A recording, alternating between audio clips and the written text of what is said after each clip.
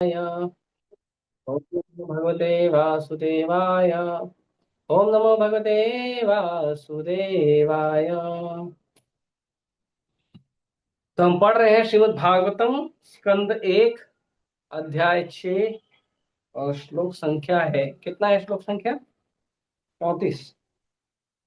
हम्म।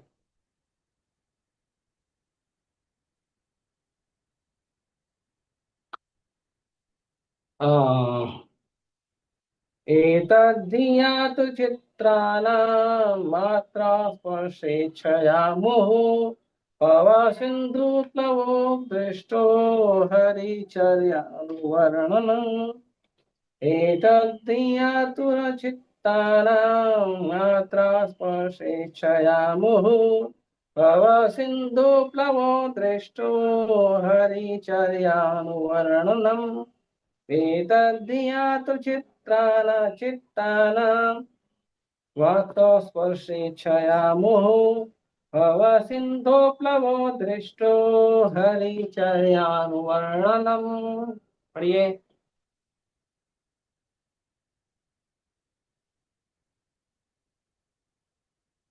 हरे कृष्ण प्रभु जी। एतत् हि आदच्चतुराणां निश्चित्तानां मात्रा स्पर्श इच्छया मोहभाव सिन्धुबल दृष्टं हरिचर्य अनुवर्णनम्। हरे कृष्ण। हम्म। हरे कृष्णा प्रभु। एतद् हि आतुरचित्तानां मात्रा स्पर्शेच्छया मुहुः भव सिंधु प्लवो दृष्टो हरिचर्यानुवर्णनम्। हरे कृष्णा। अरे, और कोई?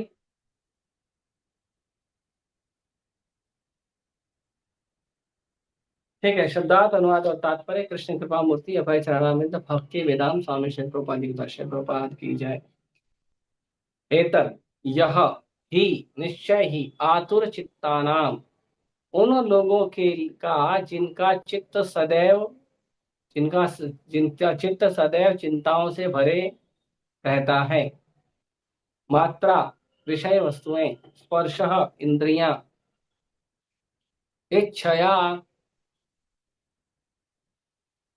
इच्छया इच्छाओं के द्वारा, मोह सदैव, भव सिंधु अज्ञान रूपी सागर, प्लवह नाव, दृष्टः अनुभव की गई, हरिचर्या भगवान हरि के कार्यकलापों का, अनुवर्णनम निरंतर गायन।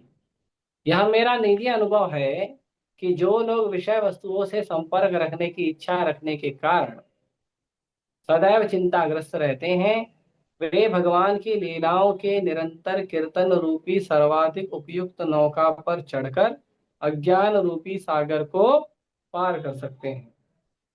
तात्पर्य: जीव का लक्षण यह है कि वह थोड़े समय के लिए भी मौन नहीं रह सकता। वह कुछ न कुछ करता रहता है, कुछ न कुछ सोचता या बोलता रहता है। सामान्य रूप से भौतिकतावादी लोग ऐसे विषयों के बारे में सोचते तथा बातें करते हैं जो उनकी इंद्रियों को तुष्ट करने वाले होते हैं। चूंकि ये सारी बातें बहिरंगा शक्ति के प्रभाववश की जाती है, अतएव इंद्रियों के कार्यों से उन्हें कोई संतुष्टि नहीं मिल पाती। उल्टे वे चिंताओं से पूर्ण होते जाते हैं। यह माया कहलाती है, जिसका अर्थ है यह जो नहीं है।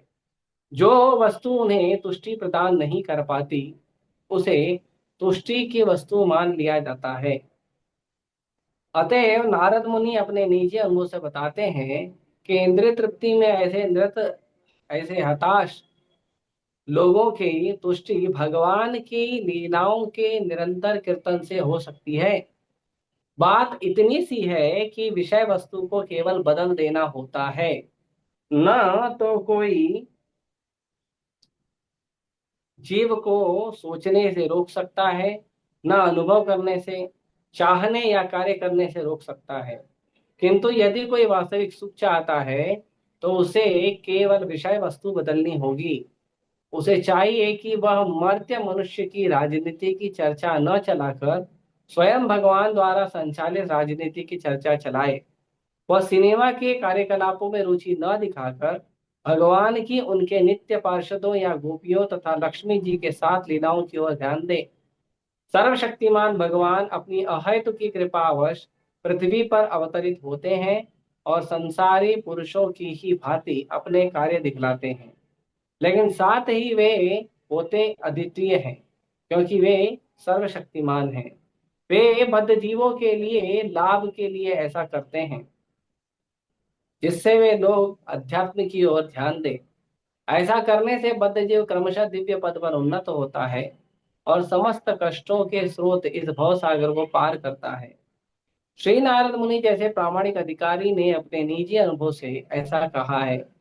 हमें भी ऐसा ही अनुभव हो सकता है यदि हम भगवान के प्रियतम भक्त इस ऋषि के चरण चिन्हों का अनुसरण करने लगे। ओम ज्ञानतिमिरन्धस्य ज्ञानाञ्जनशलाकया चक्षुरुन्मिलितं येन तस्मै श्रीगुरवे नमः। श्रीचैतन्यमनोभीष्टं स्थापितं येन भूतले स्वयं रूपः कदा मह्यं ददाति स्वपदान्तिकम्। वन्देऽहं श्रीगुरो श्रीयुतापदकमलं श्रीगुरोन् वैष्णवांश्च श्रीरूपं साग्रजातं सहगण रघुनाथान्वितं तं सजीवं साद्वैतं सावधूतं परिजनसहितं कृष्णचैतन्यदेवं श्रीराधाकृष्णपादान् सहगण ललिता श्रीविशाखान्वितांश्च नमां विष्णुपादाय कृष्णपृष्ठाय भूतले श्रीमते भक्तिवेदांत स्वामिनिति नामिने। नमस्ते सारस्वते देवे गौरवाणी प्रचारिणे निर्विशेष शून्यवादी पाश्चात्य देशतारिणे। नमो विष्णुपादाय कृष्णपृष्ठाय भूतले श्रीमते भक्ति सिद्धांत सरस्वती नामिने। श्रीवार्षभानवी देवी दयिताय कृपाब्धये कृष्ण संबंध विज्ञान दायिने प्रभवे नमः। माधुर्योज्वल प्रेमाढ्य श्रीरूपानुग भक्तिदा श्री गौर करुणा शक्ति विग्रहाय नमोस्ते। नमस्ते गौरवाणी श्रीमूर्तये दीनतारिणे रूपानुग विरुद्धाप सिद्धांत ध्वांत हारणे। नमो गौरकिशोराय साक्षात् वैराग्यमूर्तये विप्रलम्ब रसाम्बोधे पादाम्बुजाय ते नमः। नमो भक्ति विनोदाय सच्चिदानंद नामिने गौरशक्ति स्वरूपाय रूपानुगावराय ते गौराविर्भाव भूमे समुद्रष्टा सज्जन प्रिय वैष्णव सार्वभौम श्री जगन्नाथाय ते नमः। वाञ्छाकल्पतरुभ्यश्च कृपा सिन्धुभ्येव च पतितानां पावनेभ्यो वैष्णवेभ्यो नमो नमः। नमो महावदन्याय कृष्णा प्रेम प्रदायते कृष्णाय कृष्ण चैतन्य नाम्ने गौतुषे नमः। पंचतत्वात्मकं कृष्णं भक्तरूपस्वरूपकं भक्तावतारं भक्ताख्यं नमामि भक्तशक्तिकं।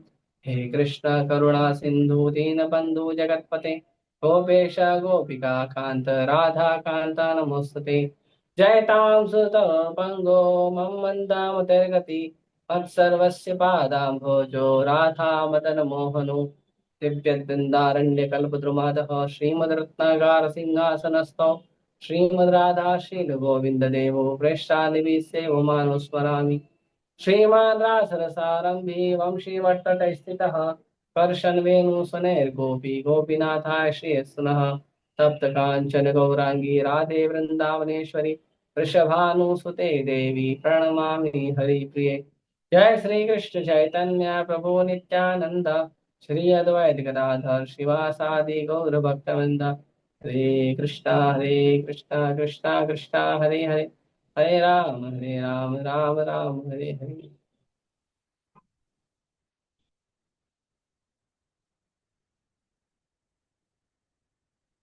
हरे कृष्णा। तो अब कहते हैं नारद मुनि, अब बता रहे हैं। पहले तो उन्होंने बताया कि भगवान के पवित्र लीलाओं का कीर्तन और गुणगान जब कोई भक्त करता है, खास करके जब कोई शुद्ध भक्त करता है, तो नारद मुनि कहते हैं कि तुरंत भगवान जो है नारद मुनि के हृदय स्थल में प्रकट हो जाते हैं। कैसे प्रकट हो जाते हैं? जैसे उनको बुलाया गया हो। तो नारद मुनि बता रहे हैं अपने अनुभव से। नारद मुनि भगवान के शुद्ध भक्त बने हैं। तो बता रहे हैं कि जब नारद मुनि कह रहे हैं कि जब मैं कीर्तन करता हूँ तो भगवान ऐसे आ जाते हैं मेरे पास जैसे मैंने उनको बुलाया है। और सही बात है, जब हम भगवान का नाम जप करते हैं, हरे कृष्णा कृष्णा कृष्णा हरे हरे, हरे राम राम राम हरे हरे, जब हम भगवान का नाम जप करते हैं तो हम भगवान को बुलाते हैं और भगवान आते हैं।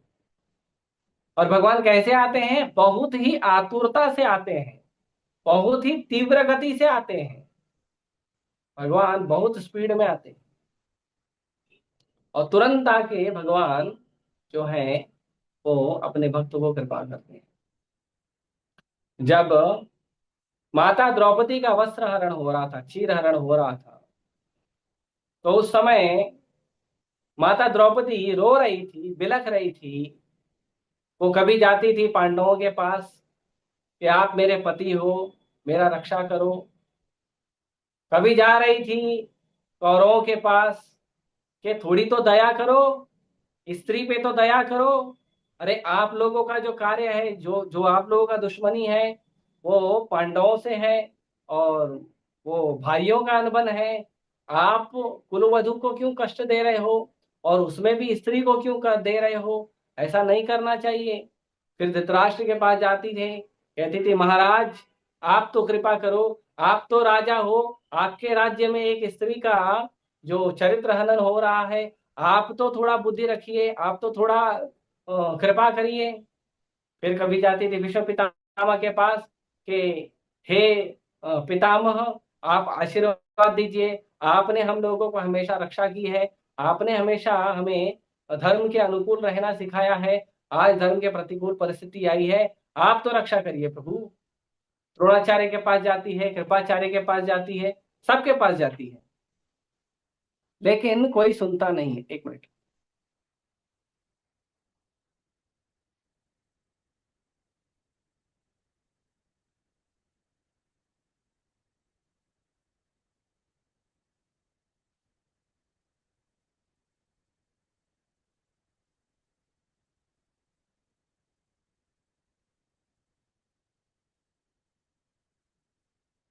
तो कृपाचार्य के पास जाती है, द्रोणाचार्य के पास जाती है, सबको जाती है, सबको निवेदन करती है, कौरवों में एक एक व्यक्ति को जाके निवेदन करती है। उस महासभा में 20,000 महारथी बैठे थे। 20,000 पूरे दुनिया के अलग अलग कोने से लोग आकर बैठे थे। 20,000 लोग थे। किसी ने द्रौपदी की सहायता नहीं की और द्रौपदी सबके पास जा रही थी, कृपया दया करो, कृपया दया करो। एक अबला नारी की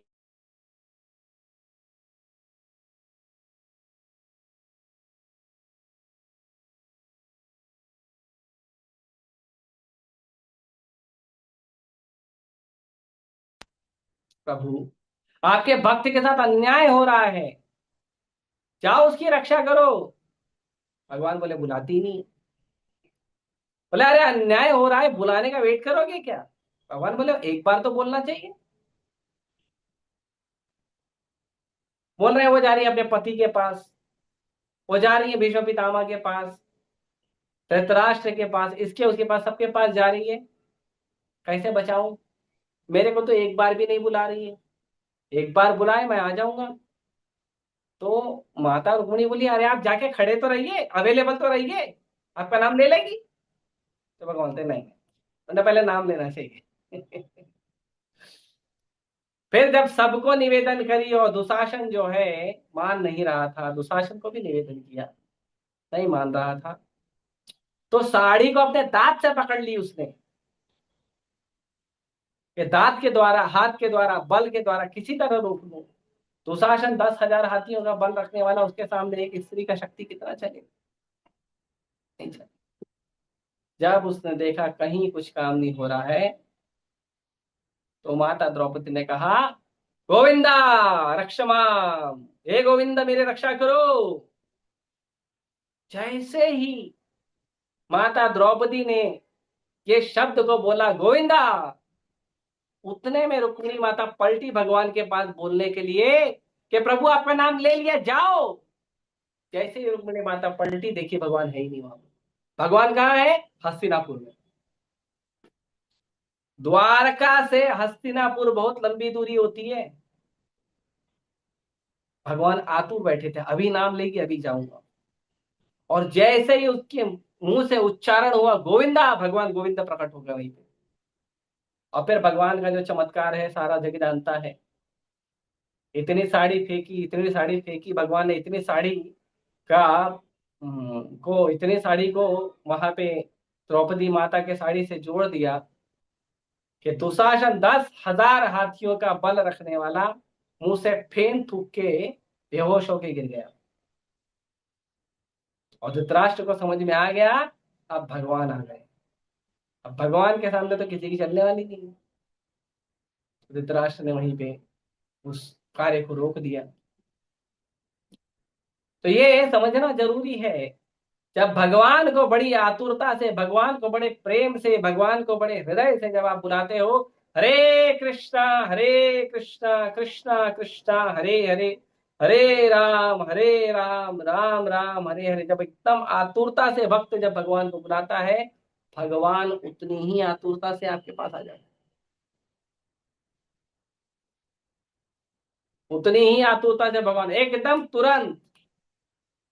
आपको कृष्ण का नाम उच्चारण करने में समय लग सकता है, कृष्ण को आप तक पहुंचने में समय नहीं लग सकता।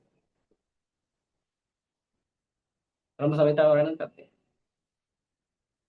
पंथास्तु कोटिशतवत्सर संप्रगम्यो वायोरथापमनसो मुनिपुङ्गवानां कोऽप्यस्तो यत्प्रपश्यन्यविचिन्ततत्त्वये गोविन्दमादिपुरुषं तमहं भजामि। पंथास्तु कोटिशतवत्सर संप्रगम्यो, भगवान बहुत दूर है। और जो मुनि है पुंगव है, ये मन के रथ पे सवार होकर जाते हैं, मन की स्पीड से जाते हैं, तो भी भगवान को प्राप्त नहीं कर पाते। क्यों? भगवान ऐसे अचिंत प्रभु हैं, उनको नहीं प्राप्त किया जा सकता। लेकिन लेकिन उसी ब्रह्म संहिता में ब्रह्मा जी कहते हैं, वेदेशु दुर्लभम अदुर्लभ भक्त भक्त आत्मभक्त को, जो भगवान वेदों के द्वारा, साधना के द्वारा, भजन के द्वारा, भक्ति के द्वारा दुर्लभ है, वो भक्त अपने भक्तों के लिए कभी भी दुर्लभ नहीं है, इमीडिएटली अवेलेबल।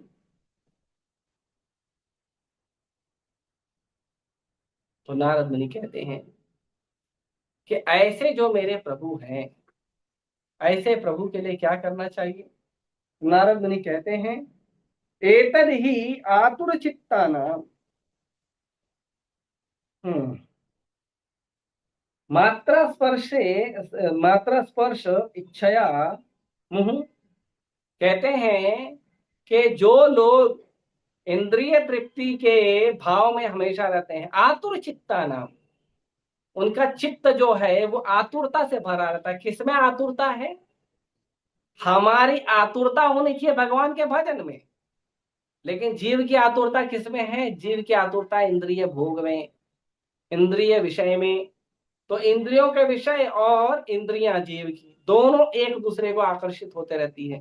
मात्र स्पर्श, इंद्रिया जो है वो स्पर्श मात्र के लिए बहुत आतुर रहती है, इच्छा करती हैं। भगवान भगवता में कहते हैं, मात्र स्पर्शास्तु कौन्तेय शीतोष्ण सुख दुखता आगम अपायनो नित्यास्ताम चक्षुस्व भारत।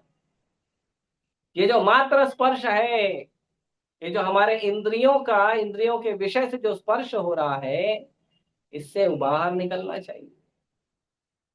क्या हो रहा है कि ये जो स्पर्श मात्र से, जो हमारी इंद्रियों के स्पर्श मात्र से जो विषय जब आते हैं, एक दूसरे से लगते हैं, तो लोगों को ऐसा भ्रम है कि ये जो हमारा के इंद्रिय जो है, इंद्रिय के विषय में जब लग रही है, तो हमारे इंद्रियां और इंद्रिय विषय जब एक दूसरे से आतुरता में आपस में लगते हैं, तो हमारी इंद्रियां संतुष्ट हो जाएगी, ऐसा लोगों को लगता है। होता नहीं है ऐसा लगता है लेकिन होता नहीं। तो कहते हैं ये जो आतुर चित्ता नाम, ये जो इच्छा है, इससे क्या हो रहा है? इससे लोगों के जीवन में दुख आ रहा है। क्यों? क्योंकि ये इच्छाएं रुकती नहीं है, इच्छाएं बढ़ते जाती हैं। आज मैं 1 BHK फ्लैट में रह रहा हूँ, कल 2 BHK में रहूंगा, फिर 3 BHK में रहूंगा, फिर 4 BHK में रहूंगा, फिर बंगलों में रहूंगा, फिर बड़े मैंशन में रहूंगा। बढ़ते जाती बढ़ते जाती है इच्छाएं, रोज इच्छाएं बढ़ रही हैं। आज मैंने 1,000 रुपए का कपड़ा खरीदा है, कल मैं 5,000 का खरीदूंगा, फिर 15,000 का खरीदूंगा, फिर 20,000 का खरीदूंगा, फिर 50,000 का खरीदूंगा, फिर लाखों में कपड़े खरीदूंगा। कपड़ा एक ही खरीदेगा लेकिन उसका प्राइस ज्यादा रहे। आज मैं मोबाइल ले रहा हूं 20,000 का, कल 50,000 का लूंगा, फिर लाख का, फिर 2 लाख का, फिर 10 लाख का, फिर 20 लाख का। तो अमीर अमीर घर के लोग होते हैं, करोड़ों के मोबाइल खरीदते हैं। कंपनी एक ही मोबाइल बनाती है उस पर्टिकुलर व्यक्ति के लिए जो करोड़ों रुपया दे के एक मोबाइल खरीदता है।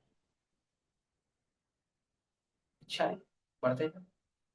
अच्छा, इच्छाएं संतुष्ट होती है? प्रभुपाद जी बोलता नहीं होती, क्योंकि ये माया का जगत है। माया के जगत में आप कभी संतुष्ट नहीं हो सकते। तो ये माया का जगत है, यहाँ पे आप कभी संतुष्ट नहीं हो सकते, आपकी इच्छाएं कभी संतुष्ट नहीं हो सकती। तो क्या है? तो ये है कि आप गलत एड्रेस पे नंबर डायल कर रहे हो। तो क्या इच्छाएं नहीं करें? इच्छा करना बंद कर दें? क्या व्यक्ति खाए नहीं? क्या व्यक्ति सोए नहीं? क्या व्यक्ति संगीत न सुने? क्या व्यक्ति बात ना करे? जड़ हो जाए, पत्थर हो जाए? नहीं। क्यों? क्योंकि किसी भी जीव की इच्छाओं को कभी भी रोका नहीं जा सकता। जीव तो इच्छा करेगा, क्षण प्रतिक्षण इच्छा करता ही रहेगा जीव, उसकी इच्छाओं को रोका नहीं जा सकता है। फिर तो जब इच्छाओं को रोका नहीं जा सकता है और आप बोलते हो इंद्रिय तृप्ति भी ना करो, इंद्रियों को उनके विषय की तरफ मत जाने दो, तो फिर आदमी करे तो क्या करे? हर जगह तो फंसा के रखे हो आप। करे तो क्या करे, आप बताइए। तो कहते हैं कि मनुष्य जो इच्छा इंद्रिय तृप्ति की कर रहा है, वही इच्छा भगवान की सेवा के लिए करे। हम लोगों की आदत है पढ़ने की, लिखने की, तो हम न्यूज़पेपर पढ़ते हैं, मैगजीन्स पढ़ते हैं, या वहाँ की बहुत सारी चीजें पढ़ते हैं, होर्डिंग पढ़ते हैं, बिलबोर्ड पढ़ते हैं। पढ़ना लिखना आता है तभी पढ़ते हैं। प्रभुपाद जी कहते हैं भगवान के ग्रंथों को पढ़िए। आप पढ़ना मत बंद करिए, लेकिन पढ़ने की जो विषय वस्तु है उसको बदल दीजिए। आपको खाना पसंद है, खाइए, जो खाना है खाइए, पर ध्यान रखिए कि आप बनाइए इस तरह से कि भगवान को भोग लगाया जा सके, और भगवान को भोग लगाया हुआ खाइए।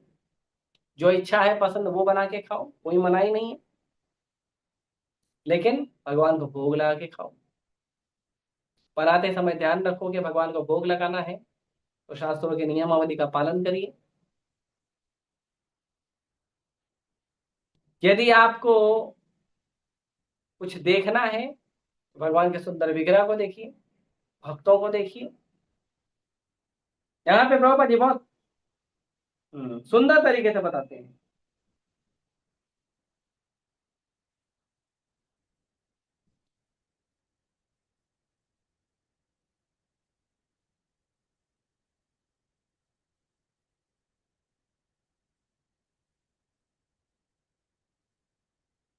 बात इतनी सी है कि विषय वस्तु को केवल बदल देना होता है। न तो कोई जीव, न तो कोई किसी जीव को सोचने से रोक सकता है, न अनुभव करने से, चाहने से या कार्य करने से, इन सब चीजों से रोक नहीं सकता है। किंतु यदि कोई वास्तविक सुख चाहता है तो उसे केवल विषय वस्तु बदलनी होगी। क्या विषय वस्तु है? तो कहते हैं उसे मनुष्य की राजनीति की चर्चा न चलाकर भगवान की राजनीति की चर्चा करनी चाहिए। इंसान लोग राजनीति करते हैं, नहीं, भगवान की राजनीति करो। बीजेपी ने ये किया, कांग्रेस ने ये किया, इसने ये किया, उसने ये किया, ये राजनीति चल रही है, वो राजनीति चल रही है। उसकी जगह आप क्या करो? महाभारत उठाइए, उसमें राजनीति भरी पड़ी है। रामायण उठाइए, उसमें भी राजनीति भरी पड़ी है। ध्रुव महाराज उठाइए, प्रहलाद महाराज का उठाइए, उसमें भी राजनीति भरी पड़ी है। राजनीति ही चाहिए ना, बहुत सारा राजनीति आपको मिलेगा। उठाइए तो सही राजनीति विषय वस्तु। लेकिन राजनीति विषय वस्तु उठाइए जो भगवान से संबंध रखता हो, मनुष्यों का नहीं। मनुष्यों की राजनीति आपको कभी संतुष्ट नहीं करेगी और केवल दुख में रहोगी। यही मनुष्यों की राजनीति है, चल रही है। जब मुगलों का आक्रमण हुआ तो भी राजनीति चल रही थी, कोई सोल्यूशन नहीं निकला, आज भी वही दुख है। फिर अंग्रेज आए, वहां राजनीति शुरू हो गई, कोई सोल्यूशन नहीं निकला, आज भी दुख है। लोगों ने सोचा भारत आजाद हो गया है 1947 में, अब तो पूरी स्वतंत्रता है। लेकिन जब आपको स्वतंत्रता मिली तो आपने क्या किया? स्वतंत्रता मिली, आप पूरी तरह से स्वतंत्र हुए तो आपने क्या किया? आपने इंद्रिय भोग किया, आपने भगवान की कथा कीर्तन में मन नहीं लगाया। जिसके कारण भारत भारत बना था उसमें मन नहीं लगाया, इंद्रिय भोग में मन लगाया। हम प्लेन बनाएंगे, हम ट्रेन बनाएंगे, हम हाईवे बनाएंगे, हम फ्लाईओवर बनाएंगे, आते आते हम बुलेट ट्रेन बनाएंगे, हम जेट ट्रेन बनाएंगे, हम पनडुब्बी बनाएंगे, इतना सारा आविष्कार करेंगे, लेकिन भगवान की चर्चा नहीं करेंगे। राजनीति करेंगे, बीजेपी पार्टी अच्छी है कि कांग्रेस पार्टी अच्छी है, कि ये पार्टी अच्छी है कि ये पार्टी अच्छी है, चर्चा करेंगे, इतनी सारी चर्चा करेंगे, लेकिन ये नहीं चर्चा करेंगे कि श्रीमद् भागवतम में, भगवत गीता में, महाभारत में, रामायण में क्या चर्चा हो रही है, वो चर्चा नहीं करेंगे। तो हमने सोचा 1947 में भारत आजाद हो गया है, अब हम स्वतंत्र हैं। कहाँ स्वतंत्र हो, दुख वैसे ही बना हुआ। ये भौतिक संसार है, ये भौतिक संसार में हिरण्यकशिपु हो, हिरण्याक्ष हो, कंस हो, या दंतवक्र हो, शिशुपाल हो, या सिकंदर हो, या और भी कई सारे जो राजाएं हैं वो हो, या हमारे वर्तमान समय में भारत में जो भी राजा और ये चल रहे हैं वो हो। मैं बराबर ही कंपैरिजन नहीं कर रहा हूं, मैं एक उदाहरण दे रहा हूं कि भौतिक संसार में कितना भी सुविधा कर लो दुख बना ही रहेगा। क्यों? क्योंकि आप भौतिक संसार में जी रहे हो। भौतिक संसार में रह के भी यदि भौतिक संसार की चर्चाओं से ऊपर उठ जाओगे तो आप आध्यात्मिक चिंता में रहोगे। आप अपनी भौतिक चेतना को उठाकर आध्यात्मिक चेतना बनाइए।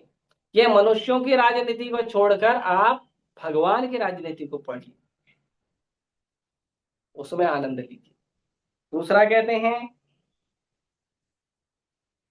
वह सिनेमा पात्रों के कार्यकलापों में रुचि न दिखाकर भगवान की उनके नित्य पार्षदों यथा गोपियों तथा लक्ष्मियों के साथ लीलाओं की ओर ध्यान दे। ये जो सिनेमा में चलता है, क्या चलता है? ड्रामा है, ड्रामा है। असली में तो कोई हीरो नहीं है, असली में कोई हीरोइन भी नहीं है, असली में ना कोई माँ है, ना असली में कोई बाप है, ना असली में कोई पुत्र है, ना असली में कोई एक्सीडेंट हो रहा है, ना असली में कोई मर्डर हो रहा है, सब नकली है, सब ड्रामा है। और यही ड्रामा ही देखने की इच्छा है तो भगवान की और भगवान के भक्तों का ड्रामा देखिए, लीला देखिए। भगवान ने अपने भक्तों के साथ क्या लीला की है, और अनंत लीलाएं की हैं भगवान। हम्म, भगवान अनंत लीलाएं किए हैं। ये अनंत लीलाएं जो भगवान ने किया है, इन लीलाओं को सुनिए, इन लीलाओं की कथा को सुनिए। जो टीवी में या सिनेमा में जो लीलाएं चलती हैं उनको देखना बंद कर दीजिए। तो केवल विषय वस्तु बदलनी है। सर्वशक्तिमान भगवान क्यों ऐसा करना है? क्योंकि प्रभुपाद जी कहते हैं कि भगवान आते ही इसीलिए कि आप भौतिक संसार का कचरा देखना बंद करिए और आध्यात्मिक जगत की लीलाएं देखिए, भगवान को देखिए, भगवान के पार्षदों को देखिए, भगवान के साथ संबंध को देखिए, सीखिए, उसका प्रयास करिए, उसका प्रैक्टिस करिए और भगवान के धाम निकल जाइए। क्यों? कि भगवान कृपावश आते हैं धरती पे यही करने कि तुम ये जो संसार में, भौतिक संसार में पड़े हो, कुकर शूकर की तरह जो तुम जिंदगी बिता रहे हो, ये कुकर शूकर की तरह, कुत्ता बिल्ली की तरह, सुअर की तरह जीवन मत बिताओ।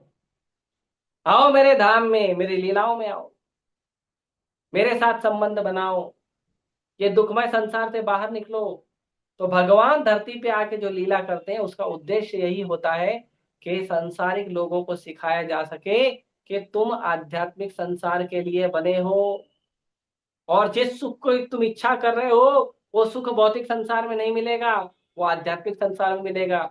जिस इंद्रिय तृप्ति की तुम इच्छा कर रहे हो वो इंद्रियां तुम्हारी असली रूप में कब तृप्त होंगी, जब वो आध्यात्मिक विषय वस्तु में मन लगाएगी, जब वो आध्यात्मिक विषय वस्तु का स्पर्श करेगी, तब जाके इंद्रियां असली में संतुष्ट होगी। क्यों? क्योंकि इंद्रियों का स्वामी तो प्रभु है हमारे।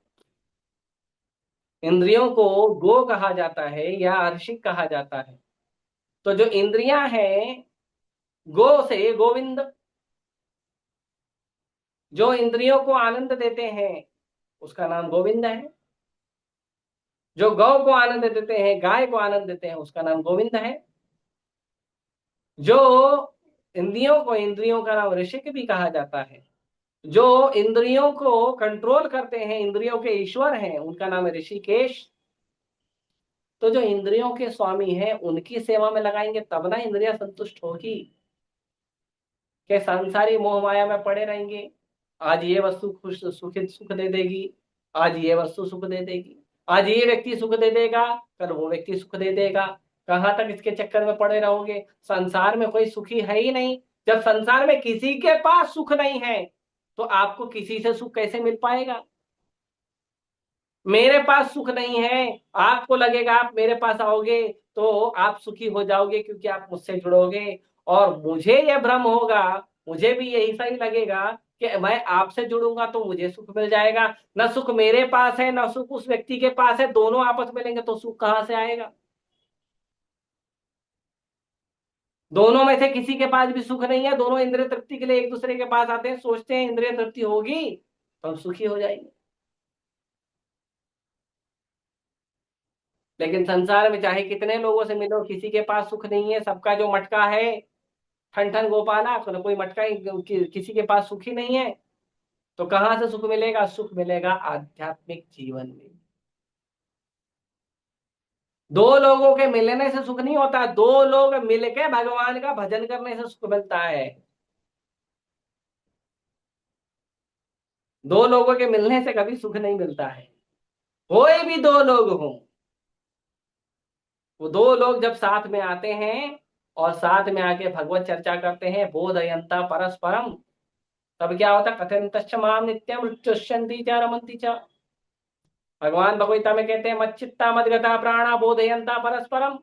अरे मुझ में चित्त लगा के और मेरे अनुगत होकर जीवन जीने वाले जब लोग आते हैं आपस में तो क्या करते हैं? बोधयंता परस्परम, भगवान की कथा लीलाओं का चर्चा करते हैं। कथयन्तश्च माम नित्यम, वो नित्य मेरी कथा करते हैं।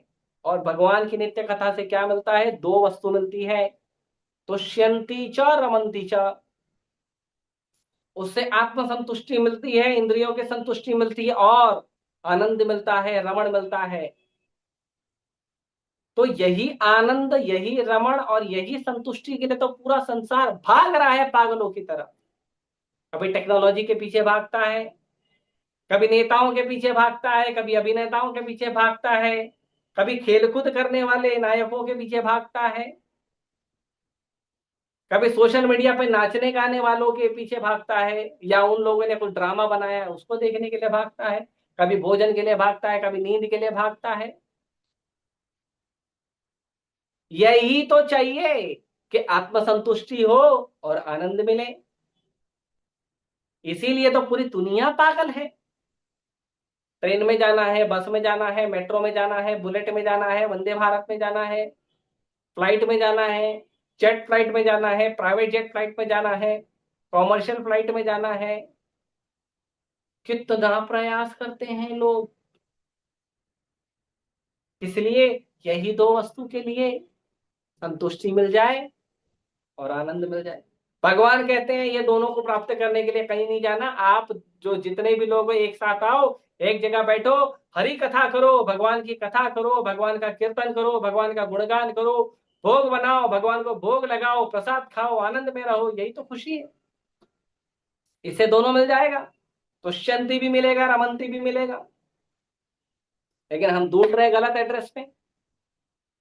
तो नारद मुनि कहते हैं संसार के जो दुखमय लोग हैं, संसार के जो दुखी लोग हैं, उन लोगों को दुख से उबार के सुख में लगाने का केवल एकमात्र तरीका है, और वो है पूर्ण पुरुषोत्तम भगवान, आनंदमय आनंद घन भगवान के नाम का, गुण का, रूप का, लीलाओं का, माधुरी का सदैव कीर्तन करें, सदैव चर्चा करें, सदैव सेवा करें।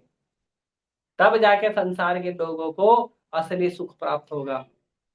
नहीं तो मृग तृष्णा, ऐसा लगता है रेगिस्तान की भूमि पर जब तपती धूप पड़ती है, तो रेगिस्तान की भूमि पर ऐसा लगता है कि वहां पे जल है, और जो जानवर होता है, जो मृग होता है, चार पैर वाला जो जानवर होता है, वो सोचता है मैं कुछ दूरी पे जाके पानी पी लूंगा। वो जब तू उस दूरी पे दौड़ता है तो देखता है यहाँ पानी नहीं, पानी और आगे चले गया। फिर दौड़ता है, फिर दौड़ता है, फिर दौड़ता है, और फिर प्यासा प्यासा और गर्मी से तड़पता हुआ वो बिना पानी के मर जाता है। संसारी लोगों का भी यही हालत है। उसको लगता है खाने से सुख मिल जाएगा, उसको लगता है सोने से सुख मिल जाएगा, कंपनी में सुख मिल जाएगा, धंधे व्यापार में सुख मिल जाएगा, स्त्री में सुख मिल जाएगा, पुरुष में सुख मिल जाएगा, देश में सुख मिल जाएगा, समाज में सुख मिल जाएगा, ये चीज को करने से सुख मिल जाएगा। गाड़ी में मिलेगा, बंगले में मिलेगा, ट्रेन में मिलेगा, नौकरी चाकरी, ना जाने कितनी चीजें प्रयास करता है, इसमें सुख मिलेगा, उसमें सुख मिलेगा, पढ़ाई में सुख मिलेगा, बहुत प्रयास करता है, करता है, करता है, फाइनली सुख मिलता नहीं है और मर जाता है। लेकिन जब वो मर जाता है तो उसको जो लोग लेके जाते हैं बोलते हैं राम नाम सत्य है। अरे गधो, जब तुमको पता है राम नाम सत्य है, राम के नाम में तुमको सुख मिलेगा, तो क्यों संसार के पीछे भागते हो? लेकिन देखो कैसा भ्रम है। जो राम नाम सत्य बोलते हैं वो भी जाते हैं उसको फूंक के आते हैं, फिर वो भी लग जाते हैं सुख की चर्चा में राम को छोड़ के। अभी जब उसको कंधे पे उठा के लेके जा रहे थे तो बोल रहे थे राम नाम सत्य है, और जैसे इसको फूंक दिया तो राम का नाम ही लेना बंद कर देते, लग जाते हैं फिर से इंद्रिय तृप्ति में संसारी। उनको लगता है वहां सुख है। अरे अभी तो तुमने बोला राम के नाम में सुख है, अपने मुंह से बोला राम के नाम में सुख है, और फिर राम के नाम को छोड़ के राम की माया में पड़ गया। दुख में लपटे, ऐसी परिस्थिति है संसार की। नारद मुनि कहते हैं ऐसा मत कर, भगवान का नाम, भगवान की कथा लीला माधुरी का गुणगान करो, भगवान को भोग लगाओ, प्रसाद खाओ, चरणामृत लो, प्रयास करो। राम के नाम में सुख है, राम नाम सुखदाई है। ये जो हरिनाम हम लेते हैं ये सुखदाई है, ये आनंदमय है।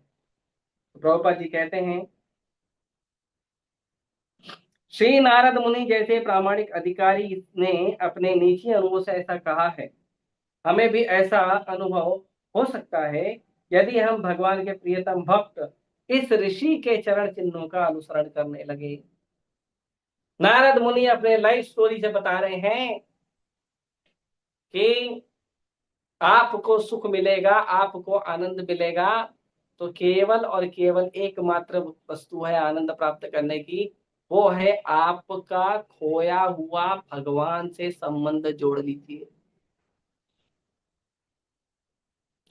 Connect your lost connection with Krishna. Krishna के साथ जो आपका संबंध है, जो पुराना है, शाश्वत है, आनंदमय है, उस संबंध को वापस से जोड़ लीजिए, आपका सुख आपको वापस मिलने लगेगा।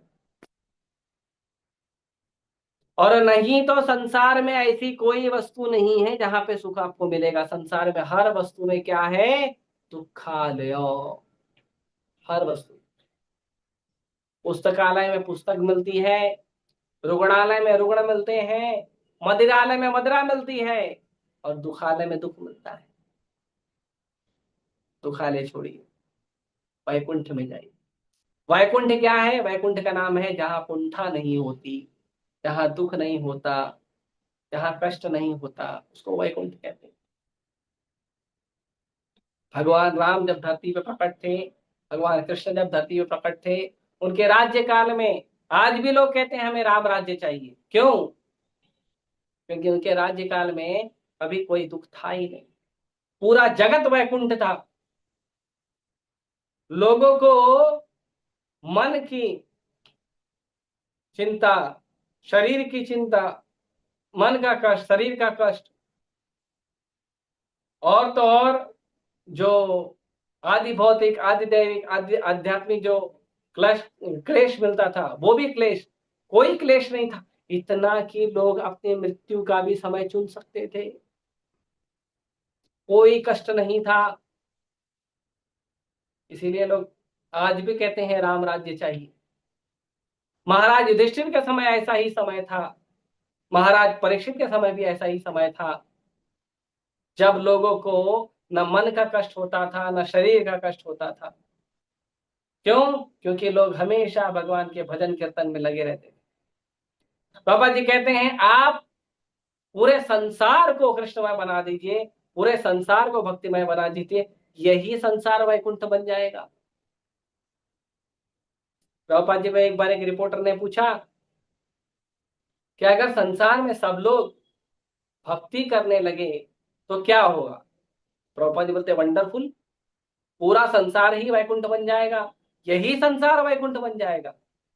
जहां पे भगवान का नाम जप किया जाता हो, भगवान का कीर्तन किया जाता हो, भगवान के विग्रह की सेवा की जाती हो, भगवान को भोग लगाया जाता हो, भगवान के भक्तों के साथ परस्पर आपस में जो साधना का, भजन का, एक दूसरे से परस्पर प्रेममय भक्तिमय व्यवहार होता है, वो जगह वैकुंठ होती है। आप अपने घर को वैकुंठ बना सकते हैं, आप अपने समाज को वैकुंठ बना सकते हैं, आप अपने देश को वैकुंठ बना सकते हैं, लेकिन शर्त यह है कि जो भी कार्य करोगे आप कृष्ण से जुड़ा होना चाहिए, तो ये वैकुंठ हो जाएगा। इस्कॉन का हर मंदिर वैकुंठ है। क्यों? क्योंकि वहां भगवान है, सारी सेवाओं का केंद्र बिंदु भगवान है, तो वैकुंठ है। जब हम वैकुंठ में रहेंगे, इस तरह से हम वैकुंठ का आनंद लेंगे, भगवान की सेवा करेंगे, तब हमारा जीवन धीरे धीरे धीरे धीरे आध्यात्मिक आनंदमय होते जाएगा, और नहीं तो दुखमय संसार होगा। इसीलिए नारद मुनि का निवेदन है कि संसार के सभी लोगों को जो इंद्रिय तृप्ति के आतुरता के कारण संसार में दुखमय जीवन जी रहे हैं, ऐसे लोगों को चाहिए कि भगवान का भजन करें। ऐसे आनंदमय भगवान का भजन करिए जो नाम लेने मात्र से आतुरता से आपके पास आके प्रकट हो जाते हैं। ऐसे भगवान का नाम लीजिए, आप तुरंत आ जाते हैं भगवान आपको आशीर्वाद देने के। कोई व्यक्ति है, कोई है जो मेरा नाम जप कर रहा है।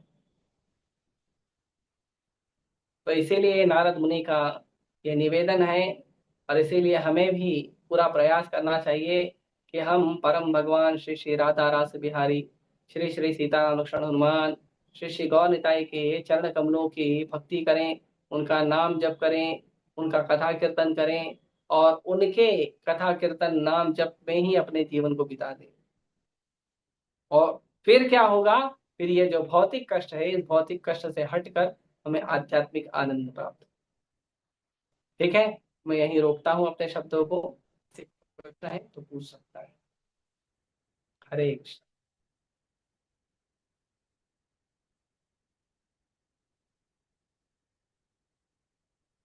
किसी को भी प्रश्न है, विचार है,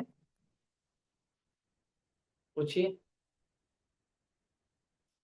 हरे कृष्णा, हरे कृष्णा, कृष्णा कृष्णा, हरे हरे, हरे राम, हरे राम, राम राम, हरे हरे, हरे कृष्णा, हरे कृष्णा, कृष्णा कृष्णा, हरे हरे, हरे राम, हरे राम, राम राम, हरे हरे। कुंठा का मतलब होता है जहां पे दुख होता है। कुंठा मतलब जहां दुख होता है, जहां कष्ट होता है, जहां मन का कष्ट होता है, शरीर का कष्ट होता है, नाना प्रकार की बीमारियां होती हैं, जहाँ जन्म मिलता है, मृत्यु मिलती है, बुढ़ापा मिलता है, बीमारी मिलती है, ये सब जगह कुंठा कहलाता है। जहाँ इतना सारा कष्ट है, इतना सारा कष्ट है, और आप छुड़ाने का प्रयास भी करोगे तो छूट नहीं पाओगे। क्यों? क्योंकि मन लग गया है उसमें। इसीलिए हमें पूरा विश्वास होना चाहिए कि भगवान का जो धाम है, वैकुंठ धाम, वहीं हमें आश्रय है। ये कुंठा का अर्थ। ठीक है। और कोई भक्त?